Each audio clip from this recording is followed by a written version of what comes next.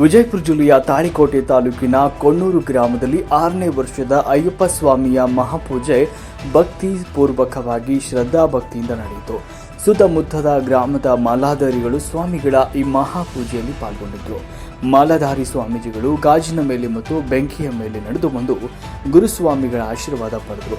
ಕೆಲವು ತಿಂಗಳ ಹಿಂದೆ ಈ ಭಾಗದ ಖ್ಯಾತ ಗುರುಸ್ವಾಮಿಗಳಾದ ಅಖಂಡಪ್ಪ ಗುರುಸ್ವಾಮಿ ಅಂಗಡ್ಗೇರಿಯವರು ನಿಧನರಾಗಿದ್ದರು. ಇವರ ಆತ್ಮಕ್ಕೆ ಶಾಂತಿ ಸಿಗಲಿ ಅಂತ ಎಲ್ಲ ಮಾಲಾಧಾರಿ ಸ್ವಾಮೀಜಿಗಳು ಮೇಣದ ಬತ್ತಿ ಹಚ್ಚಿ ಮೌನಾಚರಣೆಯ ಮೂಲಕ ಅವರ ಆತ್ಮಕ್ಕೆ ಶಾಂತಿಯನ್ನು ಕೋರಿದರು. ಕೊಣ್ಣೂರು ಗ್ರಾಮದ ಈ ಅಯ್ಯಪ್ಪ ಸ್ವಾಮಿ ಮಹಾಪೂಜೆಯಲ್ಲಿ ಸಾವಿರಾರು ಮಾಲಾಧಾರಿಗಳ ಸ್ವಾಮಿಗಳು ಪಾಲ್ಗೊಂಡಿದ್ದರು.